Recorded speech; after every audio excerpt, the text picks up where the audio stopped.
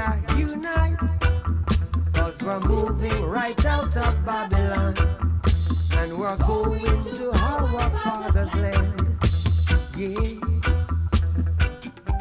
How good and how pleasant it would be before God and man. Yeah. Africa Unite. I remember mazee February 6th ilikuwa ni birthday yake. Happy birthday to the Bob Marley, the living legend. February 6th and leo February tarehe 14 One Love movie premieres all over globally in the 254 Nairobi, Kenya. I'm very privileged leo ndani ya studio tukona mazee the first cousin of Bob Marley. Welcome to Kenya. Karibu. Thank you. Karibu. Welcome to Kenya. How are you? I'm good. For the people who don't know you, they've just seen your flyer. Because I know you as the first cousin of the legendary Bob Marley. But to the listeners, for you to let them know who's in the building today.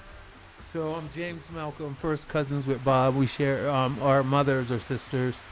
Used to work with Bob back in the days. And just here to, vibes and be with everyone here. Yeah, man. How was it? Because I know being the first cousin of Bob Marley, being around him, how was it?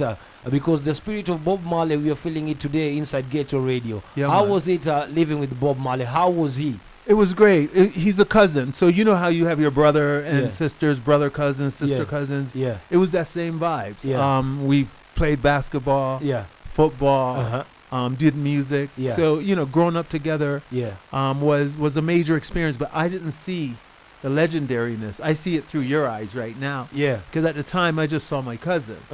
And now the world sees him as a legend, and I see him as well. But when I was growing up, I didn't see that part of him. I just saw him as Cousin Bob. Yeah, as Cousin Bob Marley. Man. Yes, sir. Welcome. And it's not your first time in Kenya. Last year you were around? I was here last year. The first time I came was 1995 with Bob's mother. Yeah. We came here. We stayed at the Safari Park. We did some shows and stuff like that. Yeah. So this is actually my third time. This is your third time? Yeah, man. Yeah. There's a project you were doing regarding an album. Yes. With Steve Marley as well. Yes. We like because you said it will be premiering this year. I don't know if it's already out in the market. No, it's not out yet. We're still working on it. That's why I'm actually here. Yeah. Working with one of the producers of the project, which is Razak Hassan. Yeah. He's working with me on the project. Yeah. But it's a project that features Bob's voice. Yeah. And with orchestra music. Yeah. And we already previously worked with the boys choir, the men's choir. Yeah. And we're still working with producers here just to involve the African continent in our project. Yeah, man. So what's the name of the project and the album which you guys are working with Stephen Marley as well? So the working title for the project is The Journey Continues. Yeah. And it's a title that Jimmy came up with, and it's just an extension of the work that he's done with the family, and it's a project that very dear to his heart. So that's it. That's as he said, it's orchestra music. That's his background. That's the type of music he's done his whole life. So we're trying to capture that. Yeah. Yeah. Okay, and to Malcolm, speaking about Bob Marley, because today is a very big day globally, whereby the movie One Love is being premiered. But before going to that point, Bob Marley's image has been profiled as a way to unite people. Yes. What did Bob Marley do different that our day-to-day, this generation of artists are not doing it now?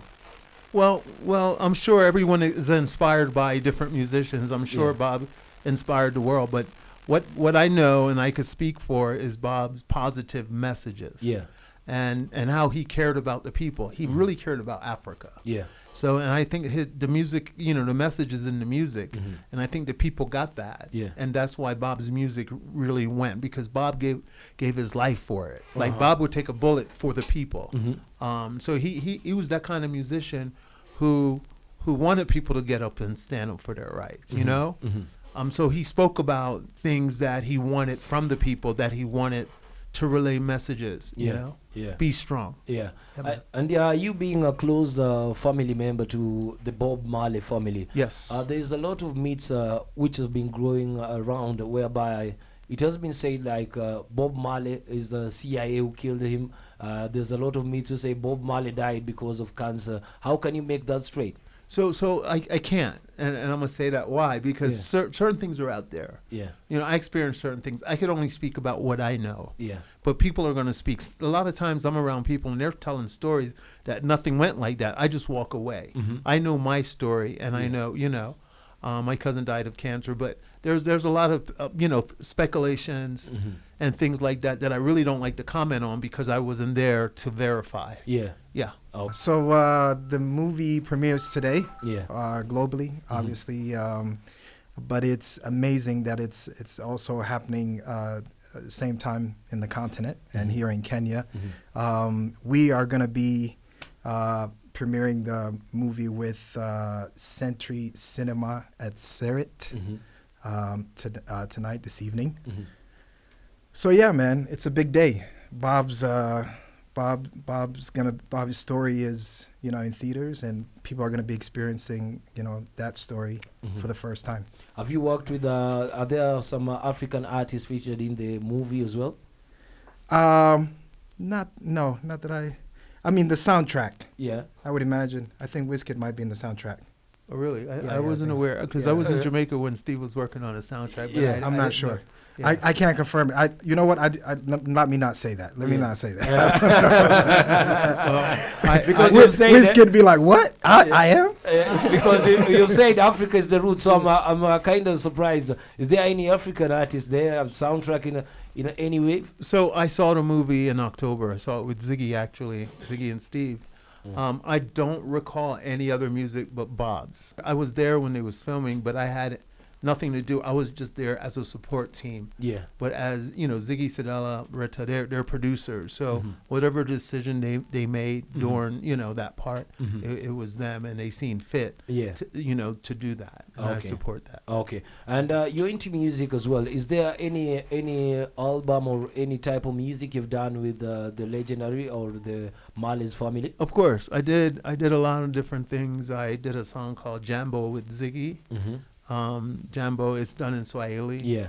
I'm working with Steve presently. I did a concert with Steve, Damien, and Julian. Yeah. A while back, and that kind of started this project because I did it with an orchestra. I used to tour with Kamani, so all the family members I actually worked with in different times. Yeah. Yeah. It's a 9.5. Ghetto Radio. Ghetto Radio. Nairobi, Kenya. Nairobi, Kenya. Karibu. Kutoka leo anaitwa nani? Tunamwambia. Karibu. Kutoka leo tutakuwa tunamuita Mjamaika Mkenya. Anyway, I want to say something about Bonoko. Yeah. Bonoko is a true ghetto story, It's a very inspiring story, and that's one thing I love about Ghetto Radio. They got this brother, he was from the street, but now he's one of the most celebrated radio hosts. And when I love listening to him, I was so excited to see him here. So I just want to explain that so you understand that he's a real ghetto story and a real celebration of believing in, like, there's so many talents in the ghetto. And Bonoko is that one person that came up from what do they call it, from? Ghetto. From the ghetto, and he's a very inspiring, even the way he engages with Double Trouble, Like you can tell, like this brother, if he was given the access that most of us had, exposure, he would have become bigger than what he is. But Butuangu, Bonoko, you're my hero. I celebrate you. Thank you for your time. A message to all the ghetto youths. Yeah. Live up, lively up. Won't you help to sing